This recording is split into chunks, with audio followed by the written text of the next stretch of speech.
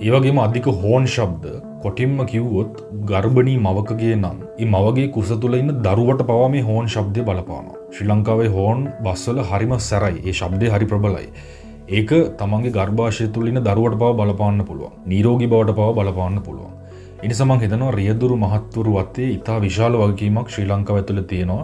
මේ සමාජයේ මිනිස්සුන්ගේ යහපත් මානසිකත්වයක් තබා ගැනීම උදෙසා. එයාලගේ අතේ ලොකු කාර්යභාරයක් තියෙනවා. දැන් මම මේ කිව්ව එක බස් එකක් ගැන මේ වගේ බස් කීයක් ලංකාවේ තියෙනවද? ශ්‍රී ලංකාව ඇතුළත මේ වගේ බස් 10000කට එහා තියෙනවා. එතකොට මේ එක බස් එකක කොළඹ වගේ ප්‍රදේශයක නම් දවසට 2000ක් 3000ක් මිනිස්සු එහෙට මෙහෙට යනවා. මේ හැම මිනිස්සෙක්ගේම මේ හැම බස් එකක මේ ක්‍රියාවලිය සිද්ධ වෙද්දී මේ චූටි දේ වුණත් හැමතැනම සිද්ධ වෙද්දී කොයිතරම් සමාජයට මේ සංගීතයෙන් බලපෑමක් පොදු ප්‍රවාහණය ඇති කරන්න පුළුවන්. මේක චූටි කරුණක් වගේ පෙවුනට හොඳට හිතලා බලන්න. ඒ නිසා රියදුරු මහත්වරුන්ට විශේෂයෙන් මේ වීඩියෝස් බලනවා නම් මේවා ෂෙයා කරන්න ඔයාලා හැමතැනම එයාලගේ සෑහෙන වගකීමක් තියෙනවා මිනිස්සුන්ගේ ශ්‍රී ලංකාව ඇතුලේ මිනිස්සුන්ගේ ඔළුවල සංසුන්භාවය නිරෝගී භාවය රැකගන්න එයාලට කරන්න පුළුවන් වගකීම ලොකු වගකීමක්. තමන් පෞද්ගලික මියුසික් අහනකොට අහන විදිය වෙනස්. තමන් විශාල පිරිසක් එක්ක බස් එකේ ගමනක් යනකොට රට ගැන සමාජය ගැන අපි හිතන්න ඕනේ. ඒ උන්නතිය උදෙසා කරන්න පුළුවන් දේවල් අපි කරන්න ඕනේ. තමන්ගේ ප්‍රයෝජනෙ විතරක් හිතලා මදි. උදෑසන පුළුවන් නම් යහපත් මේ වගේ YouTube වැඩසටහන් වෙන්න පුළුවන්. හොඳ ධනාත්මක කතා වෙන්න පුළුවන්. සංසුන් සංගීතයක් දාන්න පුළුවන් නම්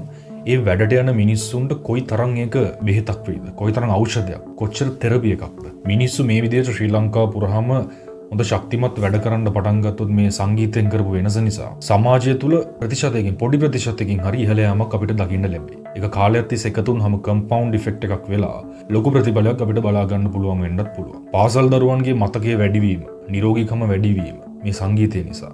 යාලා ඉස්කෝලේට ගිහිල්ලා හොඳට වැඩ කරන්න පටන් ගත්තා. උදේම ධනාත්මක දේවල් ඇහෙනකොට සංසුන් සංගීත ඇහෙනකොට වැඩසටහන් ඇහෙනකොට යාලා ධනාත්මකව දවසේ වැඩ පවා කරන්න පටන් ගත්තා. අවස මිනිස්සුන්ට තියෙන ජීවන බර, මේ ඔෆිස් වල තියෙන ස්ට්‍රෙස්, ඉස්කෝල වල තියෙන ස්ට්‍රෙස්, මේ හැමදේම නිදහස් වෙන්න යාලට සංගීතයේ උදව්වක් වෙයි. සමහරට බස් එකකට නගින්නේ ආසාවෙන් වෙන්න පුළුවන්. එතකොට බස් එකේදී මිනිසුන්ට ඔළුව රිලැක්ස් වෙනවා වෙන්න පුළුවන්. දැන් හිතලා බලන්න රියදුරු මහතුන් අතේ පවා කොයිතරම් සමාජයේ උන්නතිය වෙනුවෙන් කරන්න පුළුවන්, මිනිසුන්ගේ යහපත වෙනුවෙන් කරන්න පුළුවන් වගකීමක් තියෙනවා.